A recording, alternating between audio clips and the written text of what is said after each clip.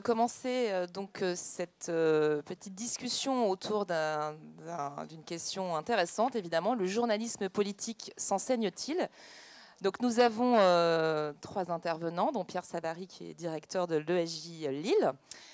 Pascal Collisson, donc là il y a un fake news qu'on a remarqué. Ouais, Elle n'est pas à l'IJBA, mais... un recrutement surprise, il faut qu'on parle salaire, Arnaud. Voilà, mais à l'IPJ. Donc Université de Dauphine, et puis Maria Santos Saïs, qui est donc à l'IJBA, voilà, et enseignante. Voilà. Alors, donc c'est vrai, on a parlé tout à l'heure des contenus, des enseignements dans les écoles de journalisme, et il n'y a pas d'attendu spécifique, et en général pas d'enseignement spécifique donc sur le journalisme politique. Mais en revanche, alors moi je ne me suis pas présentée, pardon, je suis Stéphanie Lebrun, la directrice du CFJ. Je suis nouvellement nommée depuis 3 mois. Et donc au CFJ par exemple, avant de passer la parole à nos intervenants, on n'a pas d'enseignement spécifique du journalisme politique. En revanche, évidemment, on l'aborde avec des modules sur le rapport aux sources, dans les cours sur le datage journalisme, l'investigation. Voilà. Mais j'ai cru comprendre qu'à l'IPJ, en revanche, vous aviez mis en place... Oui, ça va être à toi, Pascal. Non, en fait, je vais prendre mon ordinateur, si tu veux bien. D'accord. Alors... J'ai pas fait la bonne impression. D'accord. Alors, est-ce que Pierre, toi, tu veux nous dire comment ça se passe à l'ESJ Lille? Comment est-ce qu'on aborde le journalisme politique? Et puis... Non, du coup, tu passeras en 3e. Non. Donc, Pierre, comment ça se passe à l'ESJ Lille? Comment est-ce qu'on aborde cette question du journalisme politique et de son enseignement? Alors, il y a une possibilité d'options. On a un système d'options thématiques en première année. Donc, les étudiants peuvent choisir entre du journalisme environnemental, du journalisme européen, du journalisme politique et une autre qui va me revenir, que j'ai sur le bout de la langue et que je n'ai plus en tête, pardon.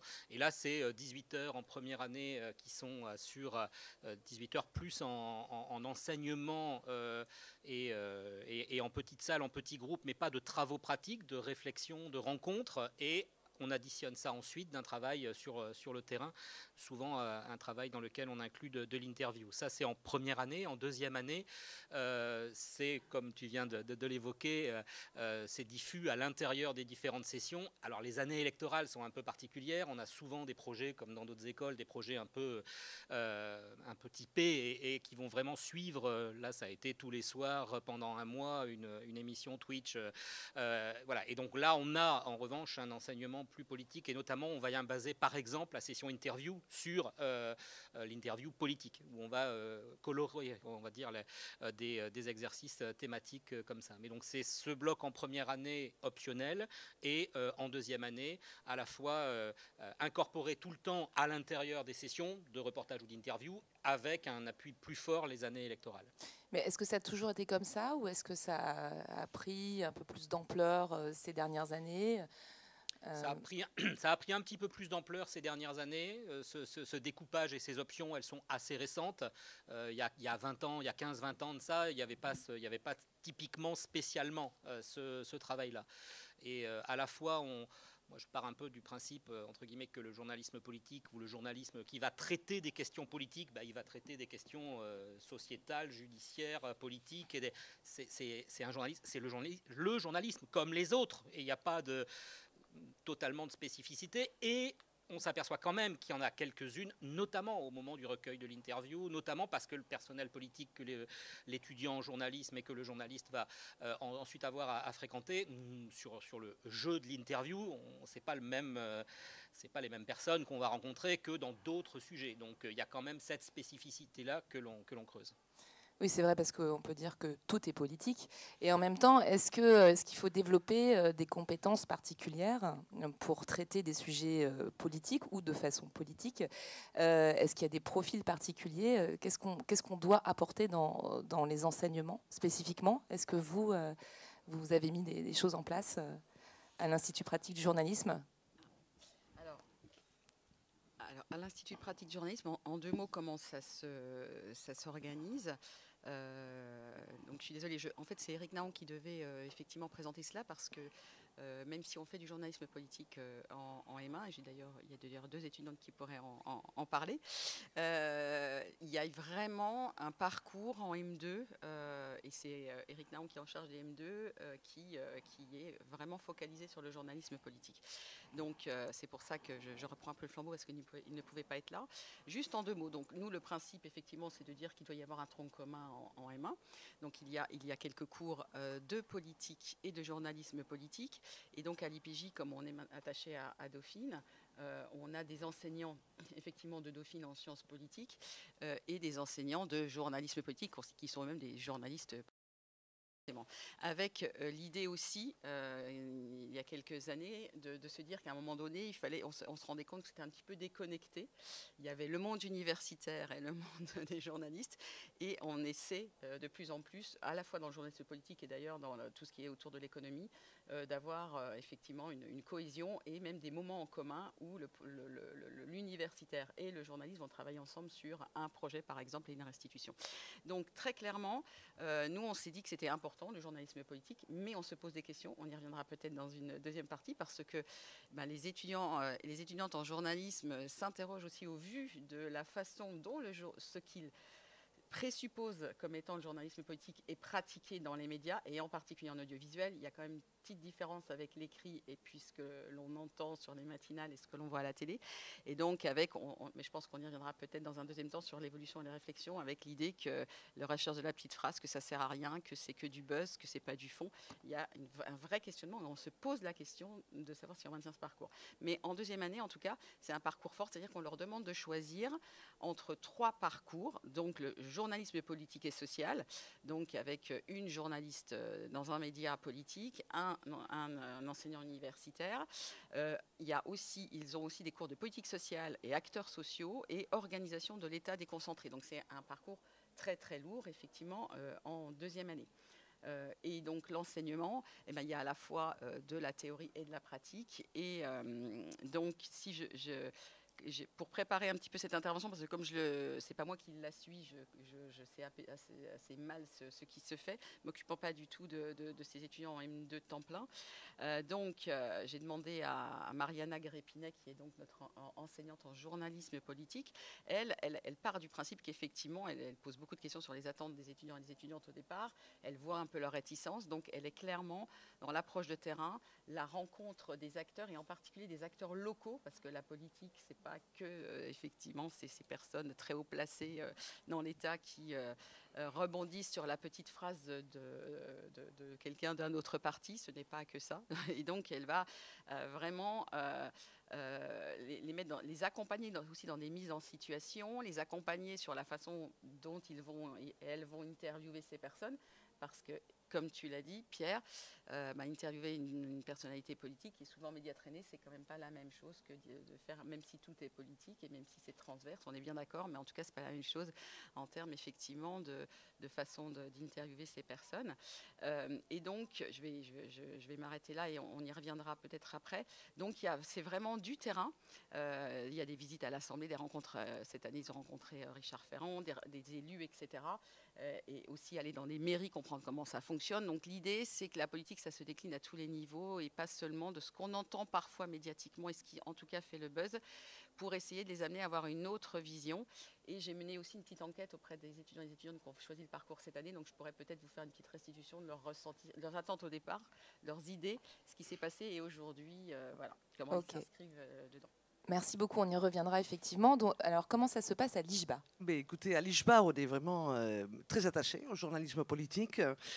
Et c'est une école qui a eu toujours une tradition aussi politique assez importante et littéraire aussi par rapport à ces genres et rubriques. Et manière, donc en première année, on a une approche plutôt d'analyse, c'est-à-dire qu'on essaie de voir un peu les fondamentaux du journalisme politique, mais avec un regard vraiment plus universitaire, être capable aussi de voir l'évolution du métier du journaliste politique depuis la 4e République jusqu'à nos jours, hein, voir un peu, prendre de la distance, c'est très important de voir un peu comment ce journalisme politique a évolué en France, y être capable de décrypter et voir comment on peut aussi faire autrement un nouveau journalisme politique, parce que c'est vrai, et ça c'est quelque chose que peut-être on aura l'occasion d'évoquer, on a constaté dans tout le journalisme que ces dernières années, il y a un peu moins d'appétence, d'appétit vers la figure du journaliste politique. C'est vrai que nos étudiants, ils font des stages, ou ils font plutôt, on demande des stages vers des rubriques des sociétés, autres rubriques, justice, police, et c'est plus cette idée, cet imaginaire vraiment du prestige d'une autre fois du journaliste politique qui fait rêver nos futurs journalistes. Bon, ben ça mérite tout à fait un débat, mais en tout cas, cette première module qu'on met en place en première année permet aussi cette réflexion de mieux connaître les instances, de mieux connaître les institutions politiques, les systèmes politiques en France, et aussi on fait avec une approche européenne, avec une autre module qui permet aussi d'avoir une approche de l'Europe, pas avec une approche économique comme il a été fait toujours par les biais des correspondants. On a Ludovic Lamant qui vient de Mediapart, qui est les premières, disons, correspondants à Bruxelles, qui a eu une approche, un décryptage plutôt politique de Bruxelles, et nous, on le met également en avant. Donc cette réflexion, ça me paraît tout à fait important dans notre école, dans sa première partie. Deuxième partie, un volet évidemment pratique. Il faut aller au terrain. On a plusieurs modules du journalisme politique. En deuxième année, ça se décline par les biais des 3 SP, presse écrite, télé, radio. Radio, avec une approche aussi du journalisme de politique plutôt de proximité, donc local, qui attire nos étudiants. Cette année, par exemple, on a invité une journaliste de France Bleu, Gironde, pour un décryptage aussi de la campagne électorale, des côtés radio. Il faut savoir aussi qu'on a d'autres modules, c'est un enseignement très transversal, par exemple. Il y a un module aussi numéro 0, on a créé aussi des nouveaux formats médias. Il faut, en école de journalisme, c'est un laboratoire aussi pour tester de nouveaux formats et renouveler le journalisme politique. Et là, on a proposé un podcast Trax, qui a été acheté par Sud-Ouest, au prix par Sud-Ouest, qui a été mis en ligne, dans lequel on a montré aussi l'engagement politique des jeunes militants. On a fait un podcast avec 4 séries de militants sur les terrains embauchés et comment ils allaient faire campagne. Donc ça aussi, il y a cette volée de journalisme politique. En télé, évidemment, on a une semaine de journalisme politique, couverture des Verts avec un journaliste TF1 qui est venu, qui fait la couverture des Verts, mais aussi un autre journaliste politique qui faisait la couverture de Macron, et ça a permis également de faire une émission autrement et réinventer les journaux télévisés, parce que c'est vrai que la manière qu'aujourd'hui tous ces formats, bon, là, ils sont un peu déjà ils ont un peu vieilli aussi, la manière de faire un certain journalisme politique, et c'est comme ça qu'on essaye de créer, de voir, de prendre une réflexion comment les jeunes futurs journalistes politiques dans une école, ils peuvent aussi s'emparer d'autres manières, d'autres genres, de nouvelles narrations. Et presse écrite, évidemment, on a aussi toute une semaine de journalisme politique. Abel Mestre, donc journaliste au Monde, il vient toute cette semaine. On essaie de connaître un peu les rapports avec des sources, bon, les classiques, la distance, avec des exercices pratiques également, et un retour du fact-checking. On fait aussi des fact-checking. Il y a tout un autre module. Si on fait tous les volumes, les journalismes politiques, quand même, chez nous, ça prend quand même une mesure très importante. Et peut-être, juste pour résumer, essayer d'aller vite également, une nouveauté, un aspect, une manière de traiter, de réfléchir au journalisme politique avec la Fabrique de l'info. C'est une prod journalistique qui a lieu en deuxième année, avec toute la promo du Master 2, dans laquelle on essaie de décrypter aussi les médias, l'évolution du métier, et il y a eu plusieurs éditions dans lesquelles on a travaillé autour du journalisme politique. c'est là qu'on essaye aussi de rapprocher la recherche en journalisme. Donc, on a essayé de voir aussi un peu toute la réflexivité qu'il y a autour de la manière qu'on fait la couverture, les genres qu'on emploie, quels sont les genres, l'édito par rapport les rapports entre l'info et les commentaires. Évidemment, la montée en puissance ces derniers temps, on l'a vu, du journalisme d'opinion. C'est une réflexion qui nous a beaucoup intéressés, les rôles des éditorialistes. Et comment certains genres journalistiques qui ont disparu, la chronique parlementaire, c'est intéressant. Donc, on essaye aussi de revisiter la famille de l'info.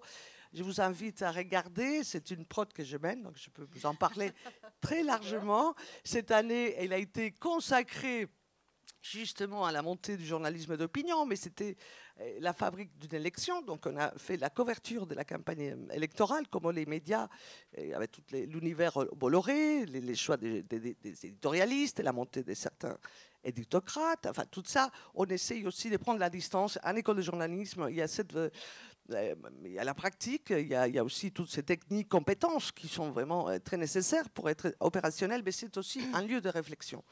En école de journalisme, et nous, on fait partie des écoles de journalisme aussi attachées à une université, Bordeaux-Montaigne, et cette volet aussi universitaire d'analyse, de prendre la distance, il nous semble très important pour faire évoluer les journalismes politiques, inventer de nouveaux genres, et surtout essayer de trouver aussi avec ces étudiants qui ont envie de faire plutôt de l'enquête, du reportage, de créer un lien et de donner envie aussi, parce qu'on a besoin de journalistes politiques. Et je vous dis, j'ai du mal à trouver des étudiants qui souhaitent postuler, c'est ça, c'est un peu, on peut en parler et faire débat. Ça fait plus rêver, les journalistes politiques. C'est la rubrique société, tout le monde veut faire des stages, l'alternance et rubrique politique. Bon, peut-être on peut traduire, évidemment, avec les discrédits de la classe politique et d'autres phénomènes, mais ça mérite d'être évoqué en tout cas. Tout à fait, mais on va plus que l'évoquer, on va même en parler. C'est vrai, vous constatez une désaffection pour ce genre, si c'est un genre? Un peu, je suis en partie d'accord. Je mets juste un tout petit bémol. Le journalisme politique tel que les étudiants l'observent, tu parlais des petites phrases, du buzz, et voilà. Ça, oui, je suis complètement d'accord. Ça, c'est pas pour nous, ça nous intéresse pas. Le sujet politique, la question politique les intéresse encore, mais ils voudraient pouvoir la traiter autrement.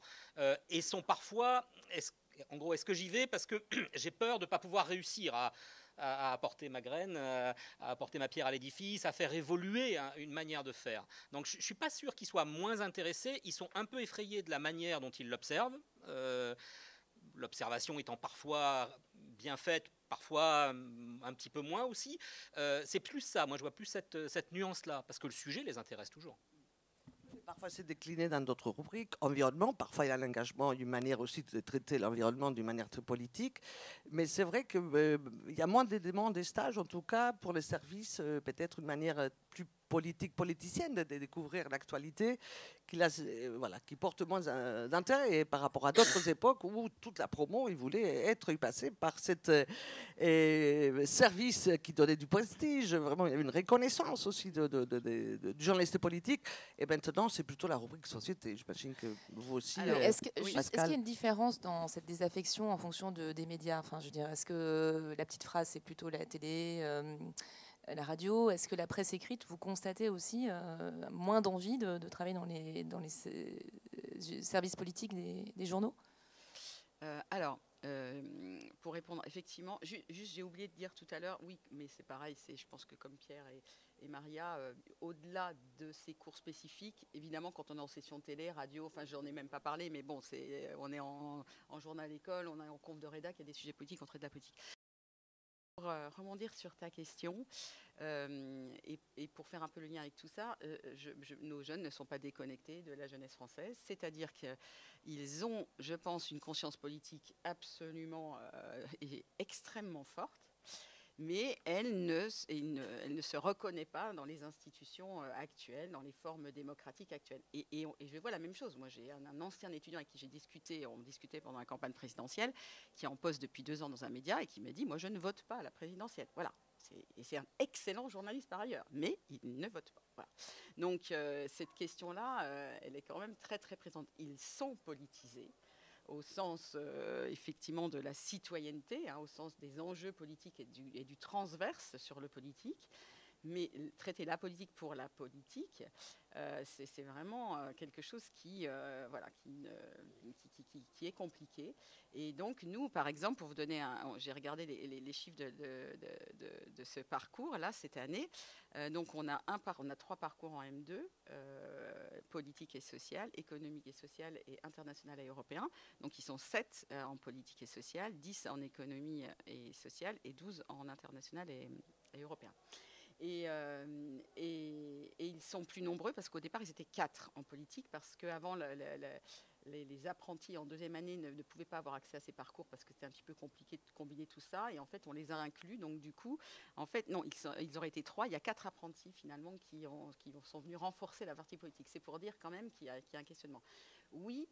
Et d'ailleurs, c'est ce que me disait Mariana Grépinès, c'est qu'elle essaie de leur dire, mais regardez, dans l'écrit, on a une autre façon de travailler, on peut être plus sur le local, etc. Mais je pense quand même que eux, ce qu'ils voient, et comme encore, même si ce sont des auditeurs, des téléspectateurs et téléspectatrices avertis, ce qu'ils voient de l'expression du journalisme politique le plus visible, ça ne leur donne pas du tout envie. Et en même temps, ils sont extrêmement intéressés par la chose politique. Mais les formes d'engagement, ça, je ne vous apprends rien. Beaucoup d'articles là-dessus, hein, effectivement, sont autres. Et je pense que ça touche également nos étudiants en journalisme. Oui, donc ça revient à ce que je disais tout à l'heure. En fait, tout est politique. Donc est-ce que c'est la fin, justement, d'un genre et de l'enseignement du journalisme politique, ou alors il faut se réinventer et le faire différemment? Est-ce que là, vous avez donné des pistes tout à l'heure? Tout à fait. Je crois qu'on est plutôt dans cette voie-là. Et dans toutes les écoles, pareil. Et également, trouver de nouveaux formats. Cette année, on a fait ces podcasts, par exemple, en donnant vraiment la voix aux jeunes militants sur les terrains. Je crois que c'est peut-être cette manière plus classique de notre époque qui ne marche plus, hein, d'être vraiment un journalisme traditionnel politique, plus attaché aux partis politiques. Et toutes ces nouvelles générations, ils ont envie de parler de politique autrement. Et je crois que c'est cette envie dans laquelle on est en train d'explorer. Et c'est pour ça que les écoles de journalisme, c'est vraiment un lieu, un laboratoire très important pour tester de nouveaux formats et inventer peut-être de nouveaux genres et de nouvelles manières, et donner envie aussi aux futurs journalistes d'être traités autrement, et surtout d'une manière plus en adéquation avec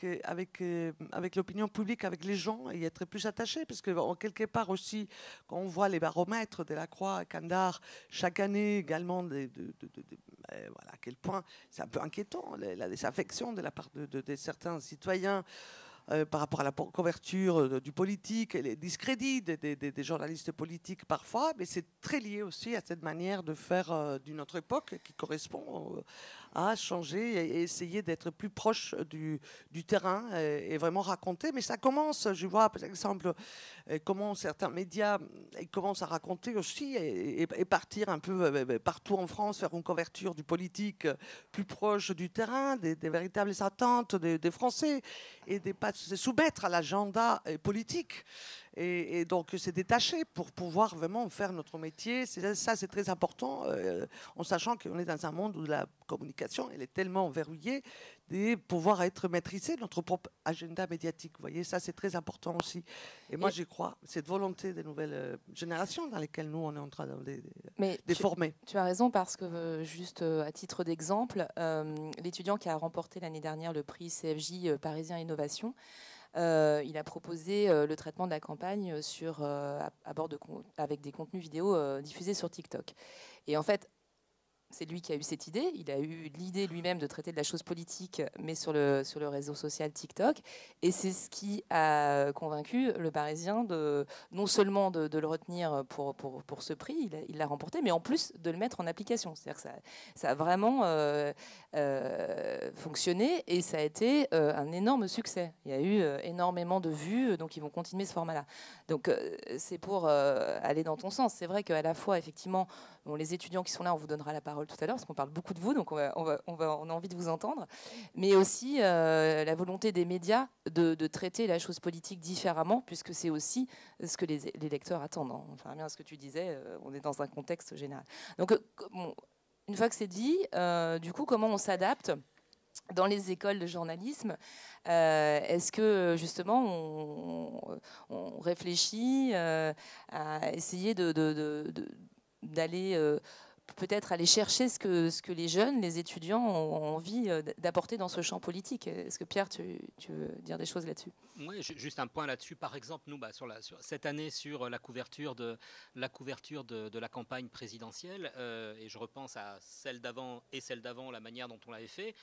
Il y a 2-3 présidentielles de ça. C'est plutôt l'équipe pédagogique de l'école qui arrivait avec, on va avoir ce programme-là, et on va créer un site, faire telle émission de radio, avoir telle et telle déclinaison. Et on arrivait avec quelque chose d'un peu clé en main. Les étudiants se mettaient...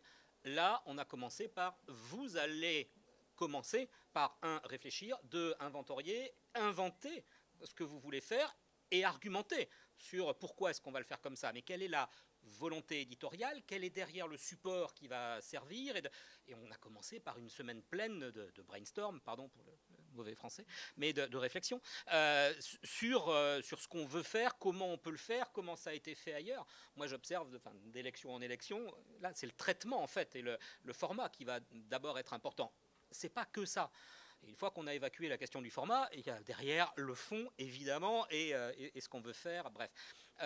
Mais je pense que ça, c'est important, et ça permet aussi d'embarquer des générations maintenant d'étudiants qui, je pense, si on était arrivé avec nos gros sabots en disant on va faire ça et ça et ça, l'adhésion aurait peut-être été moins évidente et moins massive. Là, c'était plus eux aussi qui créaient leurs médias et qui étaient acteurs dès le départ.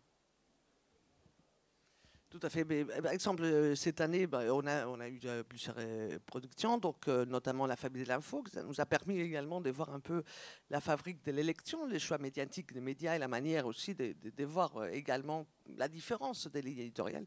On s'est posé beaucoup de questions, montées, du retour pour certains médias, pas tous, d'un certain journalisme d'opinion. Ça a permis aussi de réfléchir de quel nouveau format. Donc, on a des échanges parfois, des débats entre nous aussi avec des conférences, avec des enseignants-chercheurs et parfois avec aussi également des auteurs, des journalistes aussi qui ont travaillé sur le journalisme politique, mais également avec cet aspect plutôt du terrain, de faire du décryptage, et notamment La Fabrique de l'info qui a été mis en ligne et qui nous a permis d'interviewer et voir aussi un peu comment fonctionne. Par exemple, il y a des émissions qui sont vraiment très mis en valeur de la part de nos étudiants.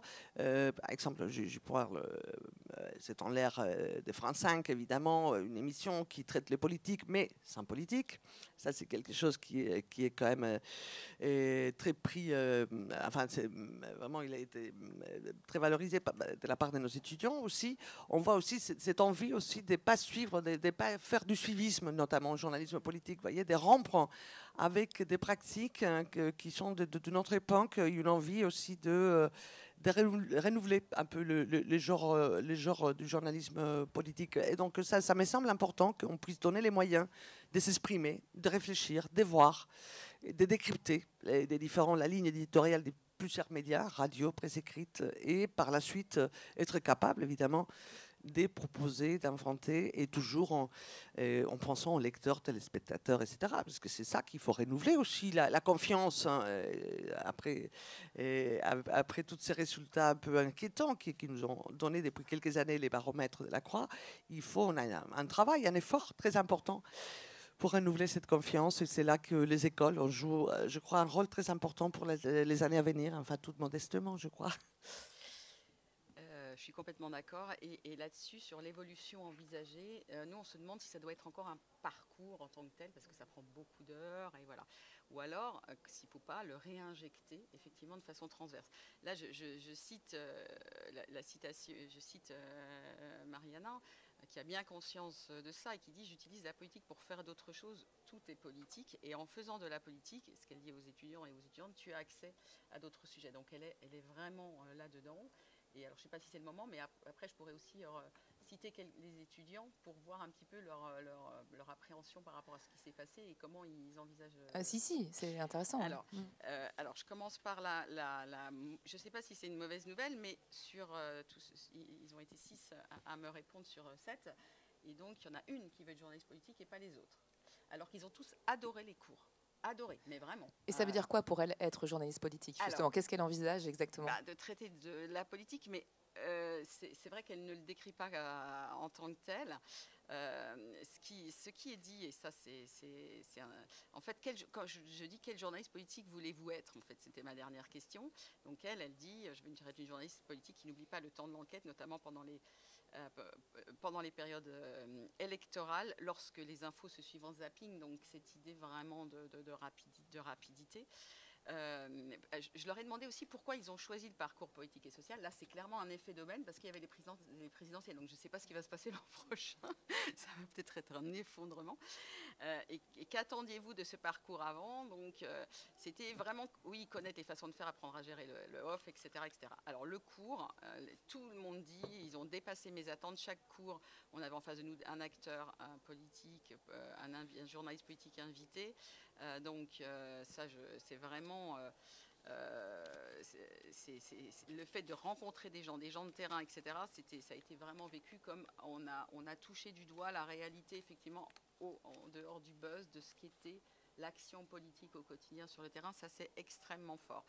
Ce qu'ils attendaient, je reviens sur ce qu'ils attendaient, savoir comment garder la distance entre le politique et le journaliste, ça revient beaucoup. Oui, mais on a l'impression qu'ils sont tous connivants. Il y a quand même un problème entre les journalistes politiques et les politiques. Ça revient extrêmement fortement. Peut-être pas à tort, je crois que les journalistes anglo-saxons ont une vision un peu étonnée à chaque couverture de campagne présidentielle.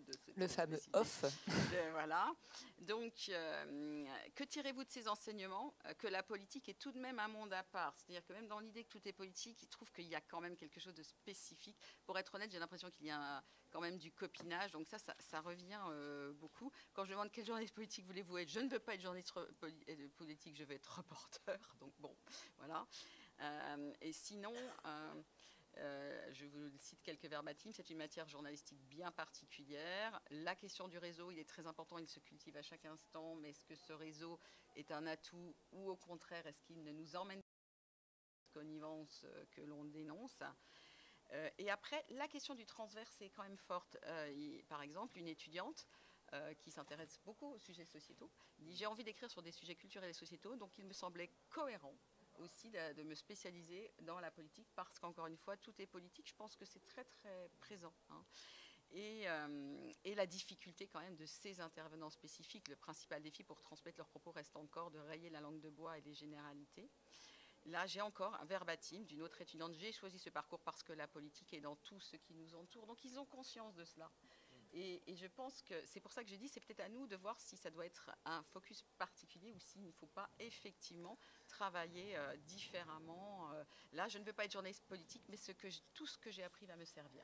Voilà. Oui, c'est ça, c'est qu'on a l'impression effectivement que le journalisme politique en tant que tel n'attire plus et qu'en revanche, tous les enseignements que l'on peut offrir, que ce soit le reportage, l'investigation, l'analyse de données, le journalisme, data journalisme comme on dit, les enquêtes de terrain, voilà, à chaque fois, et puis surtout, on est aussi dans un moment particulier où il y a énormément, comme on le sait tous, de fausses informations, l'ère de la post-vérité. J'ai vu que tu avais noté ça.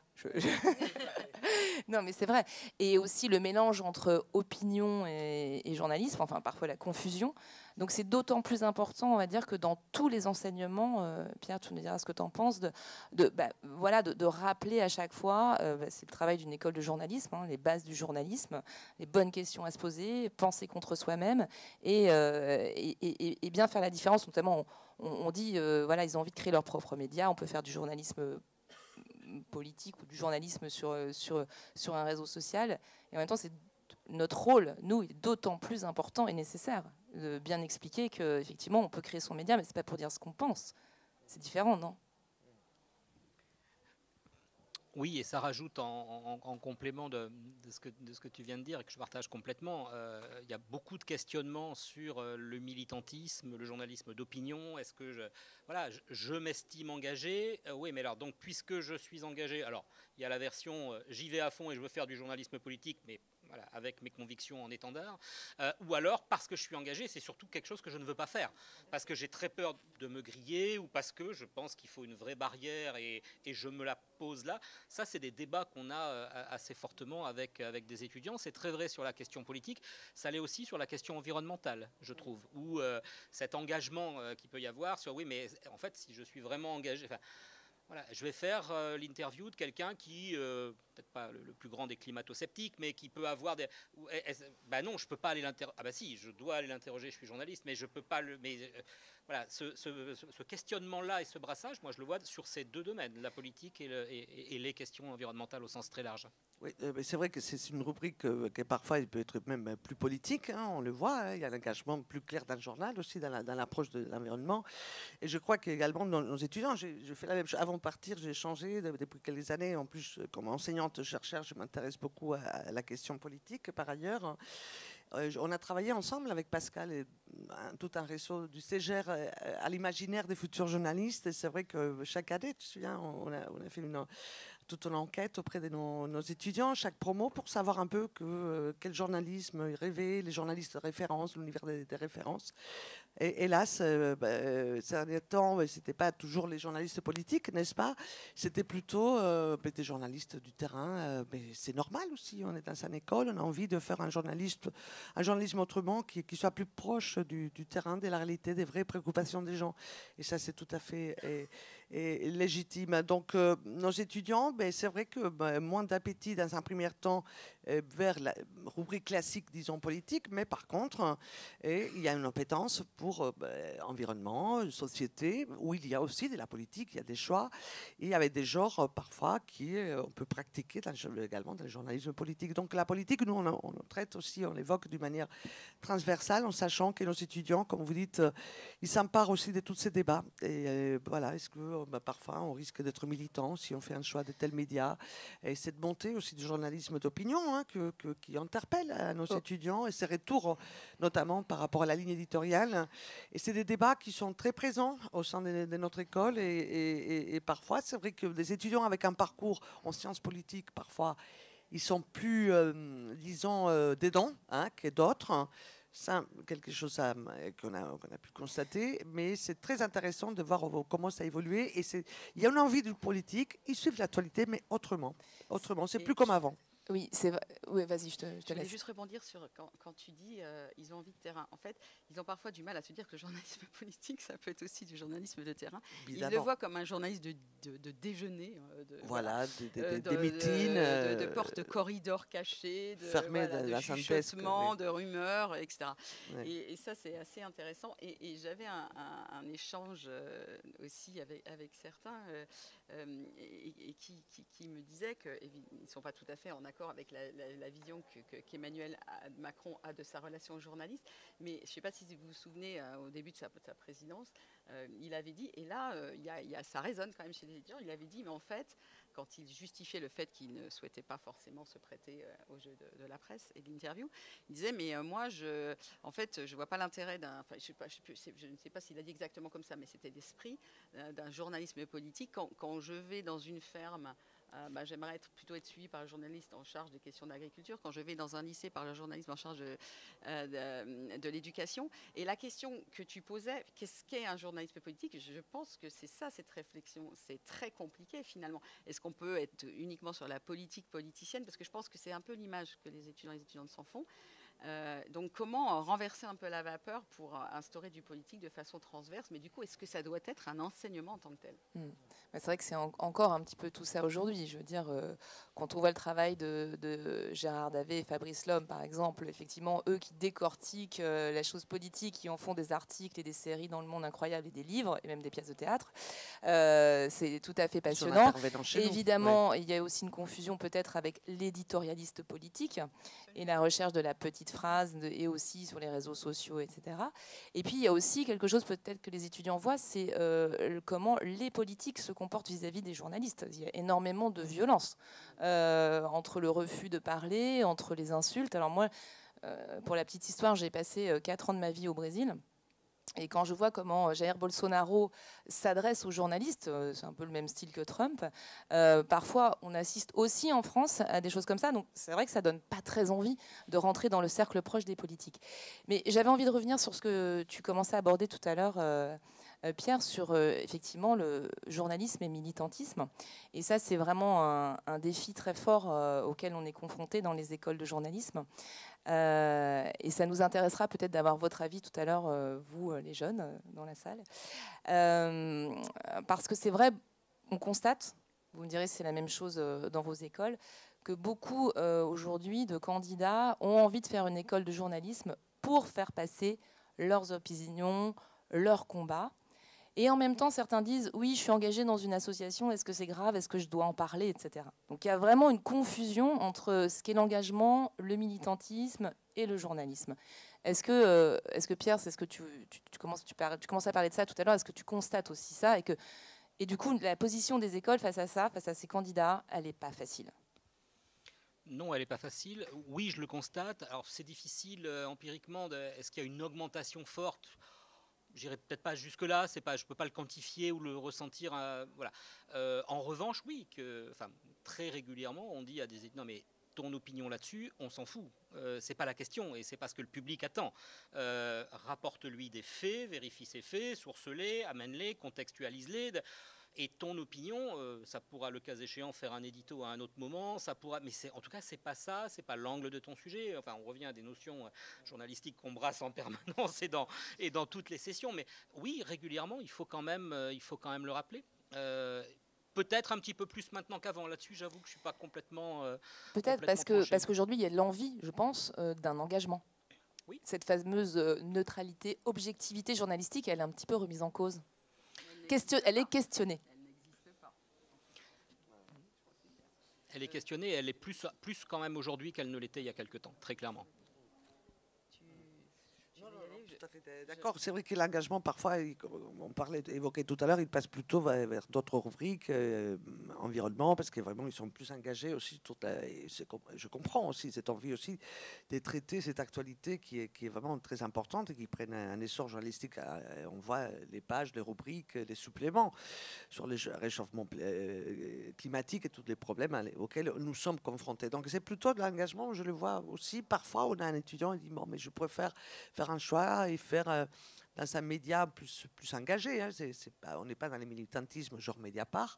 Parfois, on a voilà, mais aussi dans ces débats, mais bon, certains étudiants. Mais c'est vrai que ça passe par d'autres rubriques, je crois, ou société, ou plus proche du terrain. Cette envie, voilà, de faire ce type de journalisme, sa manière aussi de traiter la politique. Alors, j'aurais beaucoup à dire sur cette question parce que ça me passionne. Et c'est transverse d'un travail de recherche que je suis en train de mener sur une cinquantaine de jeunes professionnels. Sur la question, j'aborde entre autres beaucoup de choses, mais cette question du militantisme vrai ou supposé. C'est pareil, qu'est-ce qu'on met derrière le mot militantisme? Où commence l'opinion, l'engagement, le militantisme? Où est-ce qu'on met le curseur? Moi, je trouve que c'est très intéressant à poser parce que ça bouscule beaucoup de choses, en fait. Et alors, moi, je pense que la neutralité n'existe pas, mais je pense que ce n'est pas un scoop. Et je pense quand même, alors ça m'appartient, je parle à titre personnel, hein, je pense que la neutralité est la subjectivité d'une forme de domination, quand même. D'un discours, en tout cas, dominant. Voilà. Mais ça m'appartient, pour le coup. Au niveau de l'école, moi, ce que je prône, c'est que des journalismes militants, il y en a toujours eu. Enfin, Émile Zola, j'accuse, il y en a toujours eu. Donc, je pense aussi que ce qui est compliqué aujourd'hui, c'est qu'il y a des sujets qui émergent, qui sont vus comme militants, d'autres qui sont une forme de... Est-ce qu'on peut appeler ça de militantisme, d'engagement, de connivence aussi? Il y a quand même des journalistes qui ont roulé, qui ont fait des éditos pour défendre des hommes politiques. Et ça, on ne dit pas que c'est du militantisme. Donc, je pense qu'il y a aussi une échelle de valeurs dans les médias mainstream sur ce qui relève du militantisme et ce qui ne relève pas du militantisme. Et moi, j'invite tout le monde à se pencher sur ce que l'on taxe comme étant du militantisme. C'est beaucoup de sujets sociétaux, mais qui rejoignent le politique, pour le coup. et des sujets qui ont peiné à émerger jusque-là dans les médias. Et on se rencontre après, c'est comme je disais à la limite, donc à sa mort, on se dit c'était une personne formidable, et quand elle s'est exprimée, c'était la pire des radicales. Donc revisiter un peu, essayer de prendre du recul, alors qu'on est dans ce chaudron de réflexion, c'est toujours un petit peu difficile. Mais moi, j'invite quand même à beaucoup de prudence. Moi, je juge l'objet journalistique, c'est-à-dire, et là, je rends hommage à Anne Thézas, parce que c'est des débats qu'on a beaucoup à l'école et qui fait un travail extraordinaire avec nos étudiants et nos étudiantes sur un MOOC d'enquête qu'elle fait, où pareil, il y a des sujets qui émergent, qui vont rentrer dans le champ de l'intersectionnel, du sexisme, des discriminations, qui portent beaucoup nos jeunes aujourd'hui. Et l'idée, c'est pourquoi pas, mais voyons voir ce que tu vas en faire. Et moi, j'ai la même position, c'est-à-dire que moi, ça m'arrive de dire à des étudiants et des étudiantes, ok, tu veux traiter d'un sujet sur à la couverture des manifs des Gilets jaunes, tu es extrêmement engagé à gauche, il n'y a pas de souci, et je regarde ce que tu fais. Et ça m'est arrivé de dire à un étudiant, ça c'est du militantisme parce qu'il n'y a aucune info. Tu donnes ton opinion à longueur de... Voilà, tu te balades dans la manif, tu donnes ton opinion. Il n'y a pas de contradictoire. Tu n'interviews même pas les personnes qui sont là. Donc ça, c'est un problème. Il l'a tout à fait reconnu.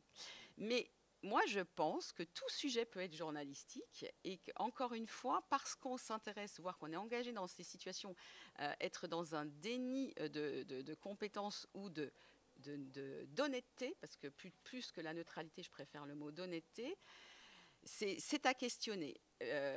J'entends bien, mais prudence quand même, et surtout, qu'est-ce qu'on pointe comme étant du militantisme alors qu'il y a quand même des pratiques professionnelles qui relèvent de, je ne saurais pas les nommer, c'est peut-être pas du militantisme, mais qui posent question et qui sont beaucoup moins interrogées. Voilà. Non, mais je pense que tu as tout à fait bien résumé, c'est-à-dire qu'il y a une différence entre l'opinion, le militantisme d'opinion et le militantisme journalistique, on va dire. Ah oui, tout à fait. Absolument. Oui, c'est vrai qu'il y a beaucoup d'amalgames, mais c'est une manière aussi de mettre l'étiquette pour les dénis et d'empêcher aussi de travailler sur des thématiques. Si je peux me permettre, je vais citer un exemple dans mon travail de recherche, parce que ce verbatim m'a beaucoup marqué. Moi, j'ai des jeunes qui se disent je ne veux pas être reconnue comme militante, mais c'est que simplement qu'il y a des sujets, il faut en parler, et qui nient cette étiquette qu'on leur colle.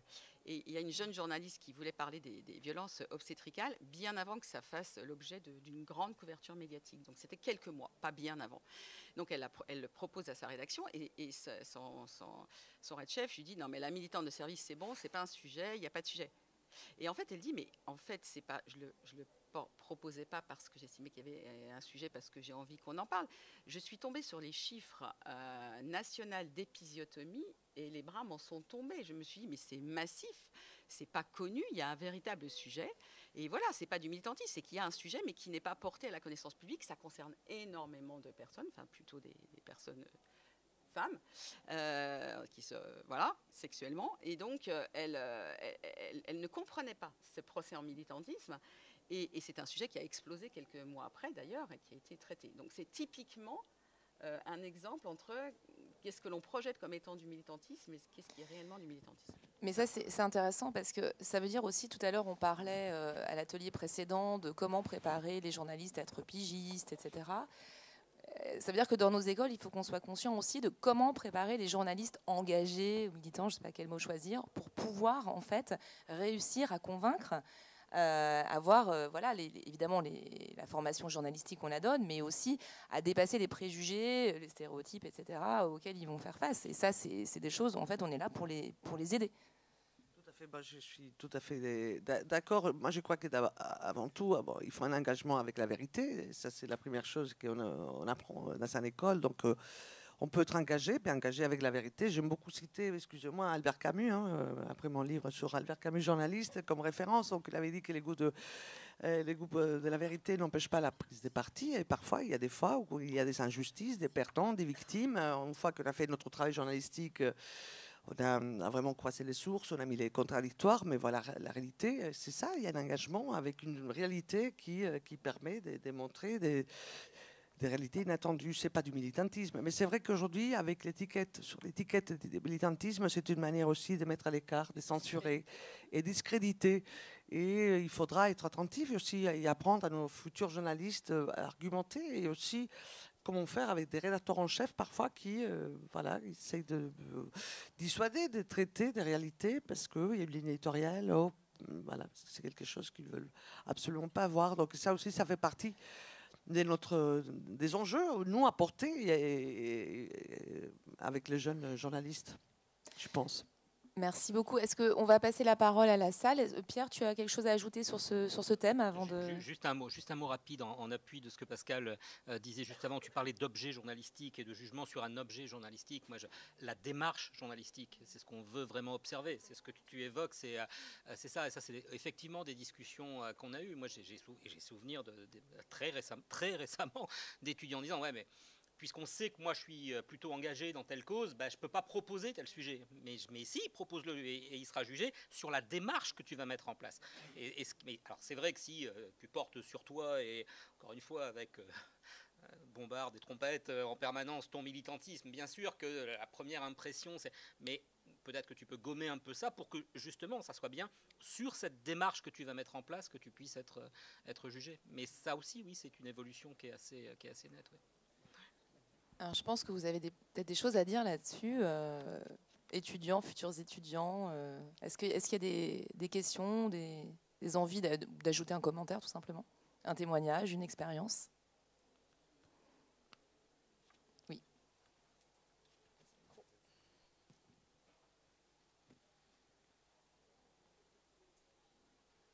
Bonjour, donc moi je suis étudiante en journalisme et du coup ce serait plus par rapport à une question justement sur comment en rédaction faire passer des sujets, sachant qu'en école c'est parfois déjà compliqué. Par exemple, pour prendre un exemple, nous au sein de mon école on avait un sujet sur la construction d'une route et donc tous les effets étaient abordés sur l'économie, sur la sociologie des habitants, mais du coup j'ai proposé un angle aussi sur l'écologie, parce que ça me paraissait important.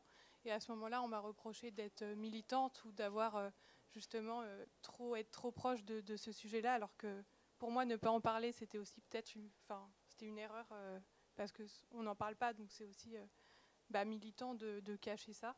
Et déjà, c'est compliqué sur des sujets comme ça en école, parfois, avec certains journalistes. Donc comment est-ce qu'il y a des techniques pour argumenter et pour arriver à faire passer des choses qui passent pas? Je sais pas. À convaincre, oui. Alors, il n'y a pas de recette miracle et ça dépend quand même beaucoup des interlocuteurs que vous avez en face. Moi, c'est ce qui ressort un peu de ces entretiens, c'est qu'il y a des personnes qui entendent et puis d'autres. Donc là, pour le coup, ça dépend beaucoup des personnes. Après, je dirais, c'est de bosser, c'est-à-dire c'est une pré-enquête. Voilà, j'ai déjà des données, des chiffres, des témoignages. Il faut bétonner encore plus, je dirais. C'est terrible à dire, on devrait bétonner sur tous les sujets. Mais sur des sujets dont on sait qu'ils peuvent être potentiellement vus comme militants. L'écologie, c'est un très bon exemple. Enfin, les chiffres, on les a, mais c'est l'état des lieux, il est fait, le diagnostic. Enfin, voilà, c'est quand même... et ça reste compliqué. Mais c'est arrivé en disant, voilà, il y a ça, du factuel, quoi. Il y a ça, il y a telle organisation, association a établi que la construction de cette route aurait ça pour conséquence. Donc, bétonner en amont, pas arriver juste en disant, on pourrait aussi avoir un angle écologique sur la question. En fait, non. Il faut vraiment amener de l'argumentaire, du factuel, des chiffres, des données en amont pour essayer de convaincre le plus possible. Et puis après, il y a un grand aléa qui est la réception de la personne. Oui, mais très bien de la pré-enquête, en fait, c'est ça. C'est les chiffres, c'est les résultats, les différents échanges que vous avez faits avec les sources, les contradictoires, qui va permettre de voir qu'évidemment, il y a un sujet, qu'il y a quelque chose qui ne va pas et qu'il faut en parler. Mais ça, c'est vrai pour n'importe quel sujet. Oui. Moi, j'étais journaliste dans la rédaction d'Envoyé spécial. Si j'arrivais en disant j'aimerais bien faire ça, etc., et qu'on me disait non, je revenais avec voilà, le secret, c'est le travail, parce qu'en fait, on doit convaincre en permanence. Voilà pourquoi c'est important, voilà le nombre de personnes concernées, voilà l'intérêt général de ce sujet. C'est sur ces bases et ces fondamentaux d'être vraiment carré, béton, et d'avoir réponse. Béton sur de l'écologie, c'est pas top, pardon. D'être très carré et d'avoir réponse à tout dans l'argumentaire face à un journaliste ou un red-chef. Sur le climat, qui est un sujet que je connais bien, je suis là juste pour t'aider. Un des gros problèmes du climat, c'est son échelle. Donc, par rapport au journalisme, il faut quand même réussir à le ramener à une échelle, une histoire humaine, qui va faire que tu vas déclencher l'intérêt de ton intervenant, de ton prof ou d'un rédacteur en chef. Et pour moi, ce que je dis souvent, c'est de se dire qu'est-ce qui, dans ton sujet, va convaincre ton interlocuteur qu'il doit absolument le traiter ici et maintenant. Donc le relier au territoire où tu es, à l'échelle où tu es, et trouver les histoires humaines qui vont fonder ce que tu as observé, puisque comme le disait Pascal, les chiffres, le rapport du GIEC, 2900 pages, on les connaît, mais ce qui manque terriblement aux journalistes, c'est ce lien. Nous, on est quand même dans une temporalité qui n'a rien à voir avec celle du GIEC, et donc il faut que tu fasses le chemin entre les deux. C'est mon conseil. Est-ce que quelqu'un d'autre veut intervenir? Oui.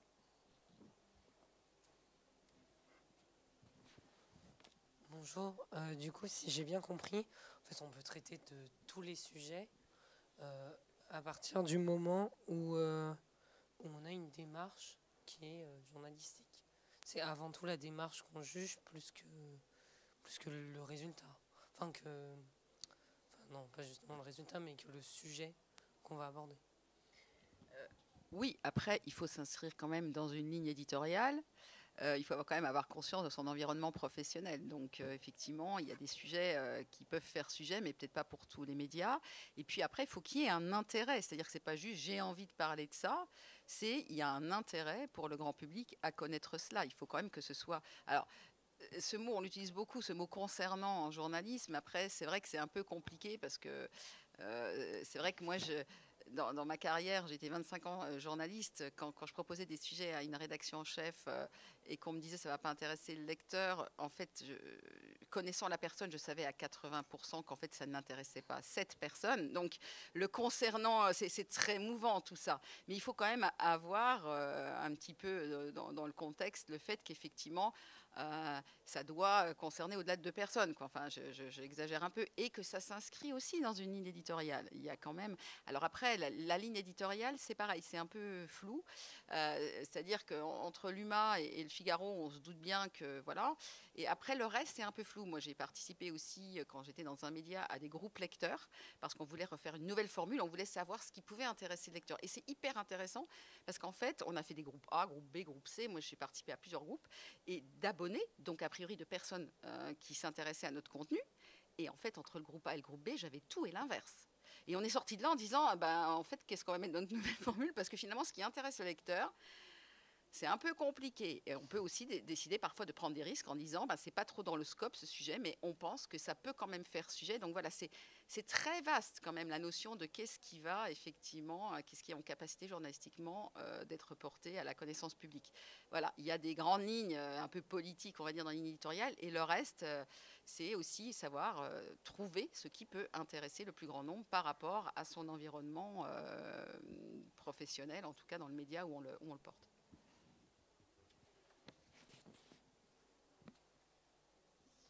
Moi, je suis pigiste et ce que je constate, parce que le pigiste, c'est quelqu'un qui doit vendre ses sujets et avoir vraiment le sens de l'argument, c'est aussi, alors il y a l'intérêt du sujet, mais il y a aussi beaucoup de rubriques, parce qu'on peut proposer un sujet, mais s'il n'est pas adapté du tout à aucune rubrique, ça ne va pas. Alors parfois, c'est réussir à transformer un sujet, une enquête en portrait, un portrait en reportage, enfin trouver la case journalistique qui va bien aller. L'accroche actu, alors parfois c'est totalement une pirouette. Je vais parler de ce sujet, mais c'est pas d'actu, donc je vais me raccrocher à un texte de loi qui va y avoir vaguement à faire, mais ça va marcher. Ou alors un anniversaire, il y a 20 ans, il s'est passé ça, bing, c'est l'accroche. Mais parfois c'est juste être un peu stratège sur dans quelle case je propose et à quelle occasion. Et parfois c'est comme ça aussi qu'on peut arriver à dépassionner un peu un sujet un peu qui peut avoir l'air militant ou un peu trop politique quand on arrive à le prendre par un bout ou alors d'un bout parfois un peu technique. Par exemple, je sais pas, sur l'histoire des routes, ça peut être pour la première fois cette association écologiste, elle utilise telle technique pour je sais pas, pour prouver telle chose. Alors ça peut être un angle un peu scientifique, mais arriver à le prendre par un autre bout, quoi. Oui, merci. C'est exactement ça. Je voulais juste en profiter, peut-être il y a quelqu'un qui voulait s'exprimer, parce qu'on a pas mal d'étudiants. Je voulais poser la question s'ils ont un goût voilà, pour devenir journaliste politique. Et comme ça, on aura des témoignages peut-être parmi vous. Mais je crois qu'il y avait quelqu'un qui voulait réagir auparavant.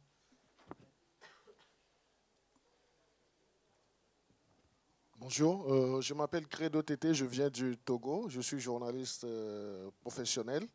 Il faut dire que la thématique même des assises a attiré mon attention, surtout le thème de ce panel. Parce que je donne l'exemple de l'Afrique. C'est vrai, Madame Pascal a parlé en répondant à mon frère tout de suite. Il s'agit, lorsqu'on veut aborder le journalisme politique dans une rédaction, si vous n'avez pas un bon rédacteur en chef, si vous n'avez pas un rédacteur en chef qui épouse également le sujet que vous voulez développer, vous avez, disons, tout un lot de difficultés. Et surtout, lorsque nous voyons, nous faisons les formations in situ, c'est problématique, l'approche.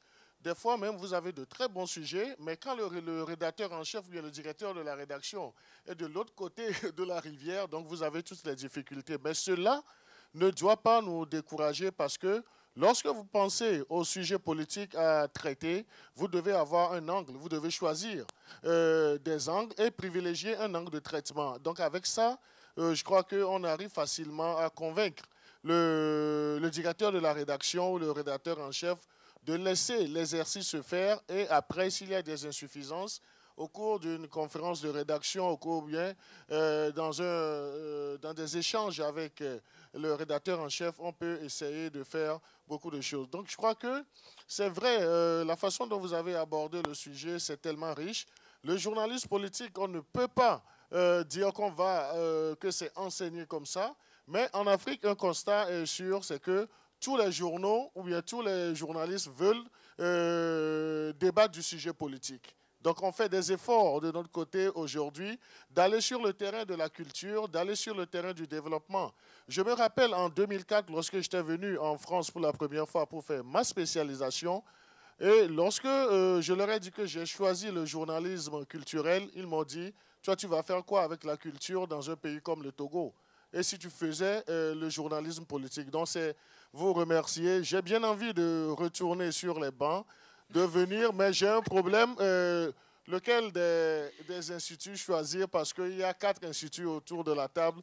Je crois que j'aurai ce plaisir de revenir, même si c'est pour des formations modulaires dans vos instituts. Merci. Vous seriez le bienvenu, vraiment.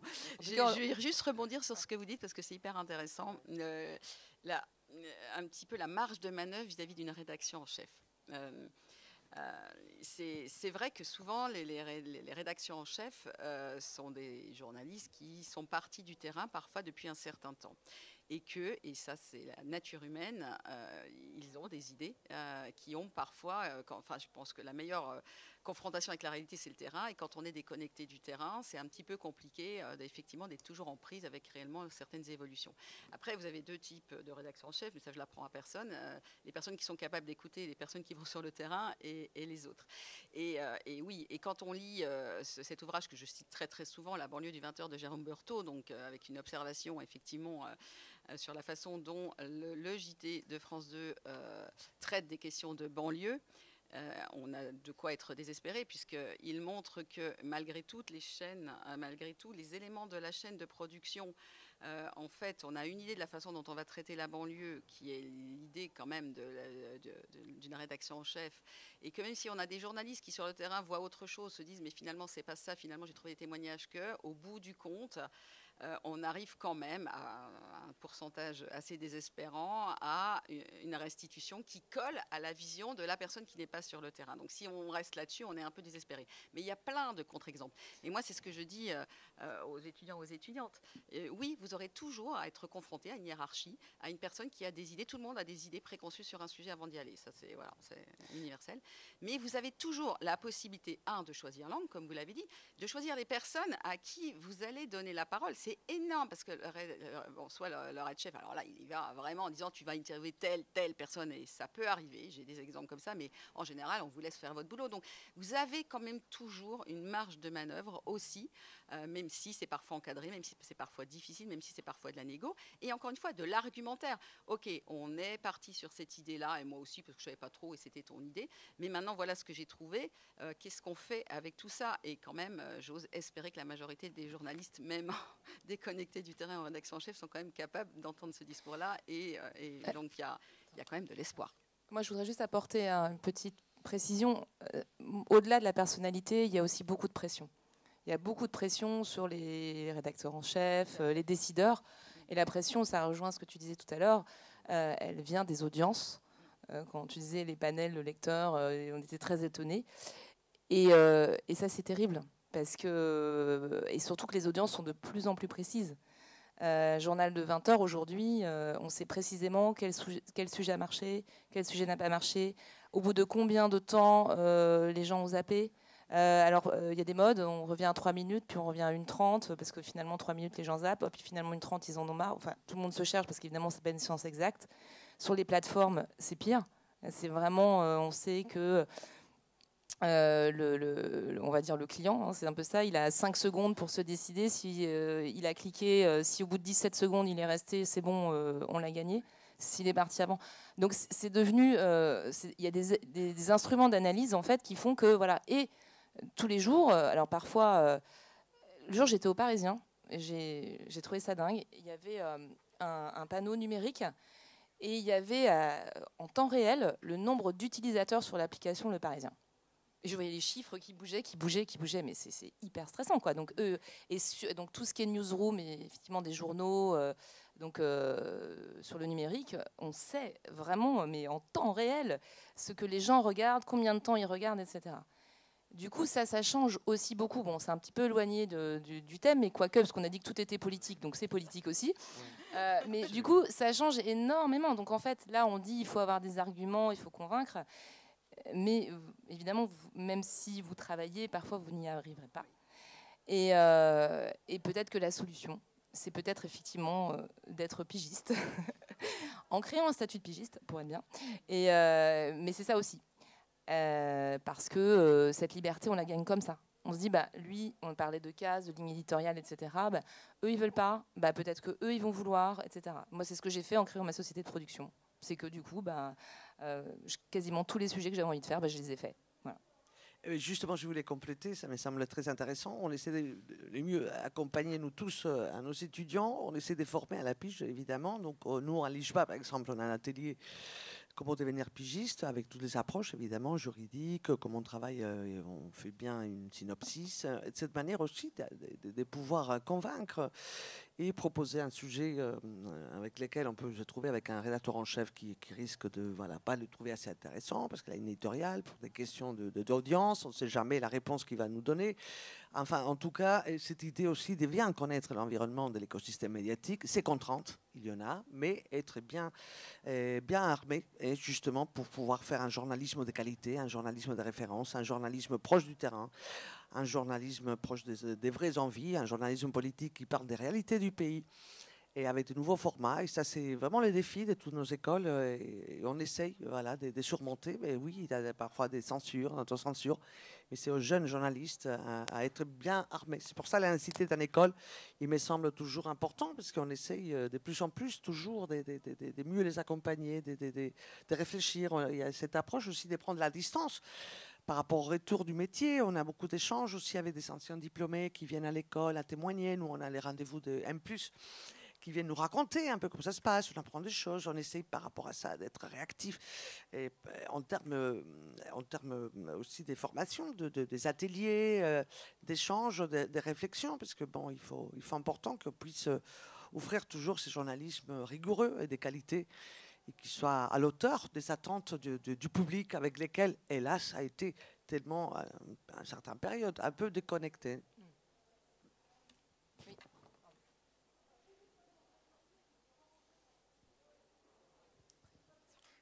Moi, je voulais juste faire une intervention pour faire une sorte de petit lien entre votre question, Madame Santos, sur s'il y avait des étudiants qui voudraient devenir journalistes politiques plus tard. Et puis votre intervention aussi, Madame Colisson, sur le traitement médiatique des quartiers, ainsi que l'intervention de monsieur sur le journalisme culturel. Parce qu'en fait, mon profil correspond aux 3 questions. Moi, je suis en Académie ESJ, en L1. C'est une formation qui me permet d'avoir un tiers de ma formation à l'ESJ concernant le journalisme et tout le reste à la faculté. Et moi, je suis en études culturelles. Je vais arrêter. J'ai envie de me réorienter et de partir en sciences politiques. Notamment parce que l'événement qui m'a donné envie de faire du journalisme, c'était un événement organisé par la Fédération des centres sociaux, où il y avait beaucoup de jeunes de quartier, où est intervenue une politique.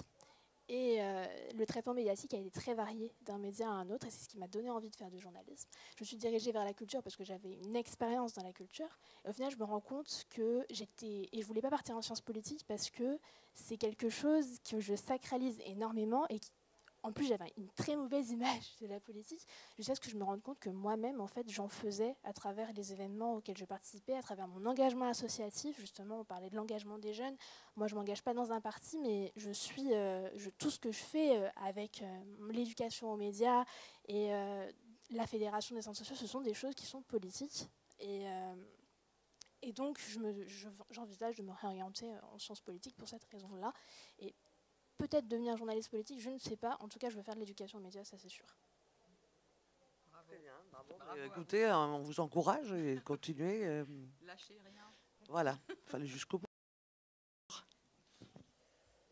Bonjour, moi je suis en école de journalisme aussi, comme Clara qui est là. Déjà, je voulais faire une petite remarque par rapport au journalisme militant. En fait, cette question-là, je trouve que c'est assez marrant parce qu'elle est intervenue à partir du moment où des personnes qui n'appartiennent pas à un groupe dominant se sont fait entendre. Donc je trouve ça assez marrant, enfin, pour être volontairement caricatural, c'est marrant que Tao Bouaf soit journaliste militant et que Yvan Rioufol soit journaliste ou au maximum éditorialiste. Je trouve ça assez... Enfin, d'analyser ça, je trouve ça surprenant.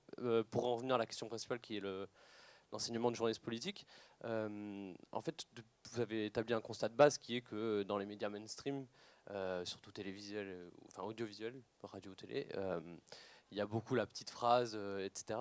Et en fait, on est tout de suite parti sur l'idée de ne pas rentrer dans ces médias-là, ou en tout cas pas dans la rubrique politique de ces médias-là, et de traiter les questions politiques peut-être dans d'autres rubriques, les rubriques société, environnementale, etc. Ou par un statut différent qui serait pigiste. Ma question serait comment on pourrait faire pour rester dans les rubriques politiques des médias mainstream et de ne pas être un porte-micro pour l'expression, et quel serait le rôle des écoles en fait, de par leur lien avec les médias pour en fait changer ça, parce que comme vous l'avez bien dit, c'est que on a forcément des rédactions en chef qui vont nous donner qui vont nous mettre des barrières, mais nous on va essayer de se débrouiller avec ça, mais au final on n'est pas obligé peut-être d'attendre que des générations prennent leur retraite pour que l'autre suive et qu'on fasse un traitement politique qui soit peut-être mieux. Une petite réaction très rapide d'abord, et puis j'essaye de répondre à votre question ensuite. Le journalisme militant, on n'en parle pas depuis Taha Bouaf. Je suis beaucoup plus âgé que vous, je me permets du coup avec cette question. Je comprends. Et je comprends, et votre réflexion est loin d'être idiote, si je puis me permettre. je l'entends parfaitement, mais voilà, c'est quand même un très vieux serpent de mer.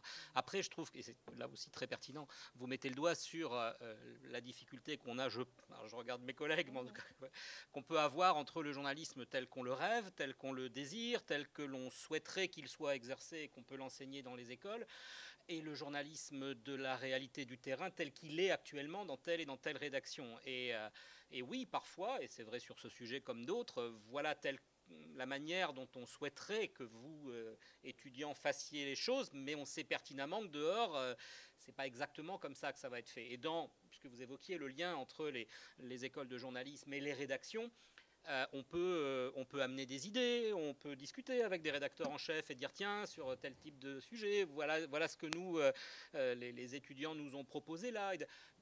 C'est quand même difficile d'aller beaucoup plus loin et de changer, que nous soyons alors précurseurs, ameneurs d'idées, oui, mais faire modifier une manière de faire, c'est quand même assez compliqué. Moi, je suis régulièrement confronté à des rédacteurs en chef qui me disent il faudrait que vos jeunes ils innovent un petit peu, et dès qu'ils amènent un truc un tout, c'est pas exactement dans nos, alors ça surtout pas. Enfin, je pense un peu d'hypocrisie, oui, c'est Ah, parfois, hein, n'est-ce pas? Ouais, je vais moi, rebondir. pardon. C'est exactement ça. C'est-à-dire qu'ils veulent tous des profils atypiques et qui renversent la table. Et une fois qu'on leur envoie, parce qu'on en a, hein, croyez-moi, on en a. Ah non, mais tu comprends, c'est pas comme ça qu'on fait. Voilà. Donc, la marge de manœuvre des écoles, c'est... Moi, je fais des visites tuteurs à fond, tout le temps. D'ailleurs, en ce moment, je suis tout le temps en région parce que j'ai plein d'étudiants en alternance et d'étudiantes en région. Et c'est un peu de l'interpersonnel. Mais je suis d'accord, ça ne renverse pas la table. Et au niveau de l'organisation, c'est limité. Après, vraiment, comment on peut faire de l'intérêt dans les médias mainstream, c'est une super question. Et en fait, moi, le travail que je mène, les entretiens auprès des jeunes, j'en ai fait une 50aine, il y a 3 stratégies qui se dessinent sur exactement ces questions-là. C'est rester dans un média mainstream parce que c'est là où ça se joue, c'est là où il y a la clé du pouvoir, mais à quel prix? Et donc, les entretiens que j'ai, je ne vais pas présenter ça maintenant, ça sera l'objet d'un autre, j'espère, un autre moment. C'est comment les marges de négociation, en sachant que tant qu'on est précaire, on se la ferme, excusez-moi, hein, mais dès que en fait, ces jeunes, dès qu'ils commencent quand même à être un peu sécurisés, ils avancent. C'est compliqué, c'est des structures lourdes, il y a des mythes aussi autour de ce métier qui sont parfois un petit peu compliqués à chahuter. Là, on parle de militantisme ou de déontologie. Ben, par exemple, sur les quartiers, moi, j'ai une jeune femme qui dit, mais en fait, à un moment donné, ça chahutait dans un quartier, elle a dit quartier prioritaire de la ville. Comme d'hab, c'était dans un média régional, les seules sources, c'est la préfecture et la police. Et donc, elle dit, mais est-ce qu'il ne faudrait pas aussi aller voir ce qui s'est passé dans le quartier, un animateur, etc. Et on lui a tout de suite dit, t'es militante, c'est pas comme ça qu'on fait. Elle dit, en fait, je suis pas militante, mais je réinterroge des habitus qui fait que sur ces sujets-là, en région, on a l'habitude de faire la tournée de la police, machin, et qu'au bout du compte, c'est juste qu'on apprend à l'école, c'est-à-dire des sources un peu diversifiées et contradictoires, elle ramenait juste sur ce terrain-là, et on lui a dit niet. Donc voilà, c'est des choses un peu subtiles. Donc il y a celles et ceux qui décident de rester, mais c'est coûteux. C'est attendre de pouvoir s'exprimer, c'est de la négo, c'est de la difficulté. Il y a celles et ceux qui partent dans des médias où ils se sentent plus en accord, mais des médias plus confidentiels et soit communautaires, soit vus comme communautaires, ça c'est un vaste sujet aussi, qui disent c'est plus confortable, mais en même temps on parle à des convaincus et c'est pas là où le combat se mène, et je parle vraiment de combat, hein, c'est ce qui est exprimé. Et il y a la troisième voie que Stéphanie a indiquée, c'est ceux qui se disent en fait moi je ne veux pas rentrer là-dedans, donc je pars de mon récit, de ce que j'ai envie de porter, donc indépendant, et je vais effectivement choisir ou les médias, et ce n'est pas forcément les mêmes en fonction des sujets, où je vais pouvoir proposer quelque chose. Donc, c'est compliqué, effectivement. Moi, j'aurais apporté une petite nuance. C'est une très, très bonne question et une très bonne remarque. Après, il ne faut pas non plus se dire que tous les Red Chefs sont réac, tous les Red Chefs sont là pour contrer vos idées. Il y a plein de gens qui vont vous apprendre énormément et vous faire grandir, qui vont vous donner les moyens de vous accompagner dans les sujets que vous avez envie de traiter. Donc évidemment, je sais pas, moi, dans ma carrière, j'en ai rencontré. Quand on rencontre des gens comme ça, on ne peut pas gagner. Donc soit ils partent, soit on s'en va. Mais on s'en va parce qu'on croit à notre métier. Voilà, on ne veut pas y renoncer. Mais honnêtement, heureusement, ce n'est pas la majorité. Et vous pouvez discuter. Moi, vraiment, c'est ce qu'il dit, c'est que des gens qui étaient sur une ligne comme ça échangent, tranquille. Est-ce que je peux t'exprimer ma façon de penser, pourquoi je pense ça, etc. Eh bien, il y a vraiment une écoute. Après, ok, bon, écoute, vas-y. Je ne pensais pas que ça pouvait faire sujet, mais on y va, on teste. J'ai plein d'exemples aussi comme ça. Il y a beaucoup d'interpersonnels, voilà, aussi sur ces sujets qui sont un peu électriques. Enfin, c'est un peu électrique sur certains sujets dans le monde médiatique. Mais comme le dit Pierre, c'est peut-être sur d'autres champs, hein, mais ça a toujours été. Absolument. Voilà. Après, ça dépend de chaque personnalité. Parmi les 3 choix, où vous vous sentez plus confortable et dans quel sens vous voulez y aller. Ouais. Oui, après, c'est effectivement des choix de carrière. Hein. Tout le monde n'a pas. On peut avoir envie de travailler dans une chaîne Tout Info, on va rentrer dans une machine. Voilà, c'est pas forcément de la censure. Tu parlais tout à l'heure de ligne éditoriale, de cases, d'attendu. Donc il faut aussi se questionner sur ce qu'on a envie de faire et comment on veut faire ce métier. Et donc comment on va se donner les moyens pour le faire. Et c'est pour ça que dans les écoles, on essaie vraiment d'être très attentif aux envies en fait, des étudiants pour justement penser assez en amont au parcours en fait, qui est possible de faire. Où on commence, comment on commence. Moi par exemple, quand j'ai fait le CFJ, je suis rentrée, je voulais faire de la presse écrite. Et puis finalement, on m'a convaincue que la plume, ça pouvait être une caméra. Donc j'ai appris à filmer. Et malheureusement, parce que je n'étais pas très heureuse, j'ai gagné le concours pour rentrer à TF1 en tant que JRI. Et là, je me suis dit, ah ouais, j'ai fait 6 ans d'études et en fait, je suis caméraman. Je pars voilà. Mais du coup, ça a été mon moteur. Ça a été mon moteur. J'ai voulu, au sein de TF1, j'ai réussi à montrer que moi et d'autres JRI, on pouvait faire de l'immersif, partir seul, faire des reportages seul. Et après, j'ai fait du magazine. Et après, j'ai convaincu que je voulais vraiment faire du magazine. On m'a laissé partir à 7 à 8. Et quand on m'a dit non, tu reviens, parce que ta place, elle est au JT, j'ai fait non. Et j'ai démissionné. Donc voilà, et j'ai continué ma route. Donc à un moment donné, mais après, au début, oui, forcément, j'ai eu des désillusions. Mais c'est un peu comme tout dans la vie, dans ce métier, dans les autres, il ne faut pas abandonner ses rêves. Donc les rêves que vous avez aujourd'hui, vous les écrivez. Et il faut savoir que ce métier, il y a plein de façons de le faire. Et être freelance, ce n'est pas forcément être précaire. Et être en CDI, ce n'est pas forcément se heurter tous les jours à la censure. Il y a vraiment, voilà, mais simplement, il faut... Aujourd'hui, je ne regrette pas. Finalement, j'ai passé 10 ans à TF1. Je dis toujours c'était trop. Mais ça m'a donné quand même l'occasion. J'étais grand reporter. J'étais partout dans le monde. J'ai appris plein de choses.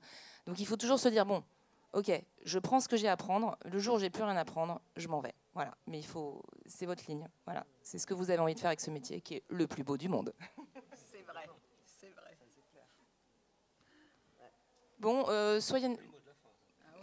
je dirais toujours. Est-ce que vous avez encore une question ou on va tous déjeuner? On peut continuer à parler aussi. Hein. Merci à vous en tout cas. Au revoir. Juste la CNMJ, la Conférence nationale des métiers du journalisme, qui fait une journée par an.